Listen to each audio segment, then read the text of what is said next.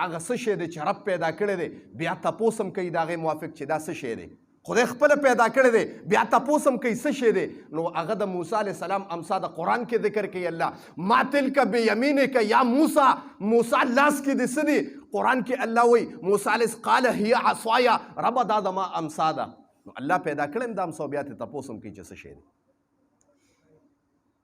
هغه امسا و د موسی علیه السلام ورته دا به ستا مدد کوي ځه امسا یې راواغسته لور یې ورته په نکاح کړه راووته دشتې وې وقت تېرېده خو د موسی علیه السلام مبارک دا بیبي چې وه دا د ماشومانو ناجوړه وه د ماشومانو بیماري وه معنی ولادت په دغه وخت کې کېده نږدې و خو دوی داسې دشتو بیابانو ته راغلي وو چې هلکه زلزلو طوفان په کوم مرض باندې چې د موسی علیه السلام د کور والا ولادت کېده په هغه ټایم باندې دشتې بیابان وي او موسم ډېر زیات یخ و دغه ټایم کې دا زنانه پوهېږي چې ګرمي پکاري زنانه وله لږ تپ وله پکاري ماشوم چې एकदम د مور د ګېډې نه راوځي که نه او دنیاوي هوا پې ولګي نو هغې یې پټ کړي په دغه کې څادرو کې ځکه دننه خو نظام بدلي بار نظام بدلي د خدای نظام دی طوفان دی اسمان باندې درزار شروع شوي دي او موسی علیه السلام سره فکر دی چې جی زما اولاد پیدا کیږي دا به څه کیږي ماښامي ماسخوتني ټایم دی چې وی کتل مخامخ غره باندې داسې اور بلیږي موسی علیه السلام زنانه ته وایي خپلې بیبي ته ویته کښېنه او زه د دغه غر نه اور روړم موسی علیه السلام منډه منډه روان دی چې د هغه ځای نه به اور روړم چې اوخته یو غر ته ونې د پاسه داسې رڼا چې ور نږدې شه هغه اور نو رڼا پې بلېده جي رڼای کېده داسې موسی علیه السلام یو شونټی غوندې راواغېشت دا څه شی هغه بصرې غوندې خلک ترې اور نه وړي چې هغه به ورته نږدې کړه به بره شه موسی علیه السلام حیران دی بیا به ورته نږدې کړه بیا به بره شو بره آسماني اواز راغی علما کرام وایي که نه تفسیر کې مونږ وایو که نه اواز ورته د رب د طرف نه اواز راغی یا موسی انی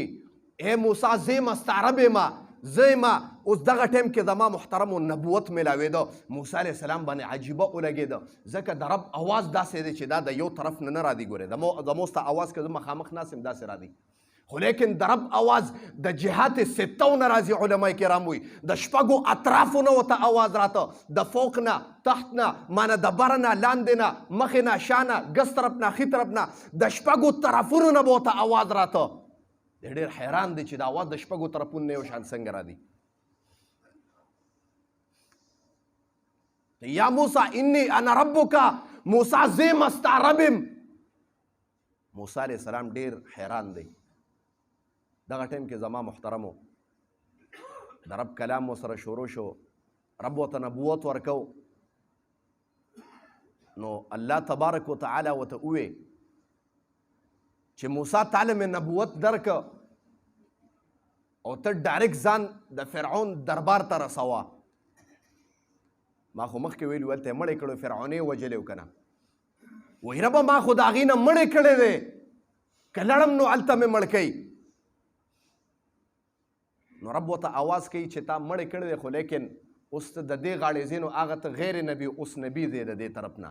ستاسو یو ویښته هم نشي ازارولی یو ورسره امسا وه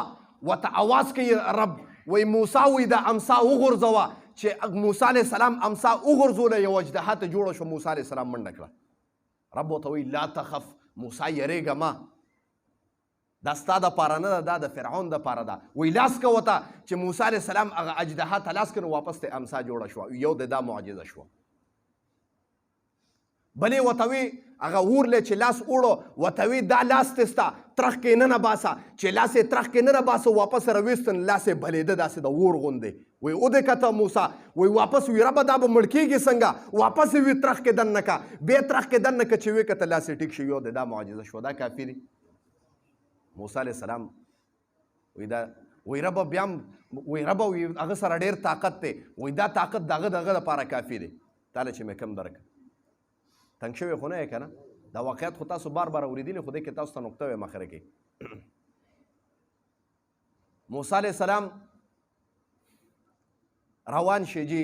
واپس خپل چې کوم ځای کې اهل و والدینو او کوم ځای کې ورو هارون علیه السلام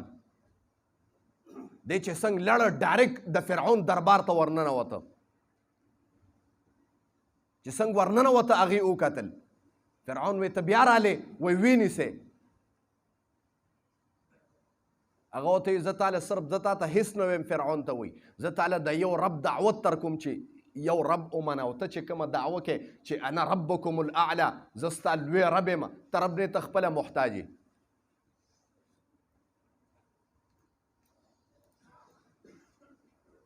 زما محترمو دا کوم کسان چې را روان دي نو راځئ مه دغلته ځای باندې کښېنئ، بیا خیر دی چې صفونه برابر شي مخکې را دی. ځکه کوم سړي چې سره فکر یې مخکې صف ته ځان نه رسوي که نه، هغه د اذان اول باندې ځان نه رسوي، بیا چې ته صفونو په منځ کې را روان یې نامناسبه خبره ده. ما ته که داسې عاشق رسول یو، عاشق معنی په رب باندې عاشقان یو، د خدای سره او د مسجد سره محبت نو اذان اول سره به تا مخکې صف ته ځان نه رسولي، بیا وروسته ته دعوې کوې چې ته په صف ماتو د خلکو په سټونو باندې راوړې، نامناسبه خبره ده.